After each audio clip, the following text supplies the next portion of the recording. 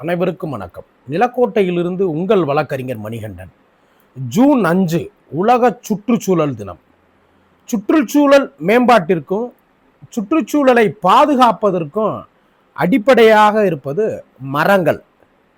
மரங்கள் இல்லை என்றால் இந்த உலகம் இல்லை என்ற அளவிற்கு இயற்கையினுடைய மிகப்பெரிய வரப்பிரசாதம் மரங்கள் தான். மரங்கள் என்றாலே சிறப்பு. அப்படிப்பட்ட மரங்களில் மிக சிறப்பு என்பது பனை மரம் தான். அதனால தான் ஐயன் திருவள்ளுவர் அவர்கள் கூட தான் எழுதிய திருக்குறள்ல பனை மரத்தை பற்றி குறிப்பிடுறாரு. அது மட்டும் இல்லாமல் பண்டைய காலத்தினுடைய கல்வெட்டுகளில் கூட பனை மரத்தினுடைய சிறப்புகள் பற்றியும் பனை மரத்தை வெட்டுவதற்கான தடைகள் பற்றியும் குறிப்பிடப்பட்டுள்ளது. பனை மரங்களுடைய சிறப்பை அறிந்த தமிழக அரசு பனை மரத்தினை தமிழ்நாட்டினுடைய மரமாக அறிவித்தது.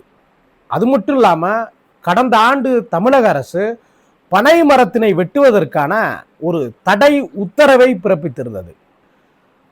ஒருவேளை பனை மரத்தை வெட்டுவதற்கான உரிய காரணங்கள் இருக்கும் பட்சத்தில் மாவட்ட ஆட்சியரினுடைய அனுமதியோடு பனை மரத்தை வெட்டலாம் அப்படின்ட்டு அந்த உத்தரவு சொல்லுது. அது மட்டும் இல்லாமல் அப்படி பனை மரத்தை வெட்டும் பொழுது 10 பனை கன்றுகளை நடணும் அப்படின்றதையும் அந்த அரசாணை விளக்குது. அந்த அளவிற்கு இயற்கையினுடைய கொடையாக இருக்கக்கூடிய மரங்களை பேணி காப்பதும் பனைமரம் போன்ற வரலாற்று சிறப்பு மிக்க பனைமரங்களை பாதுகாப்பதும் அதனுடைய எண்ணிக்கையை அதிகப்படுத்துவதும் சுற்றுச்சூழலை பாதுகாப்பதற்கான மிக முக்கியமான பணி.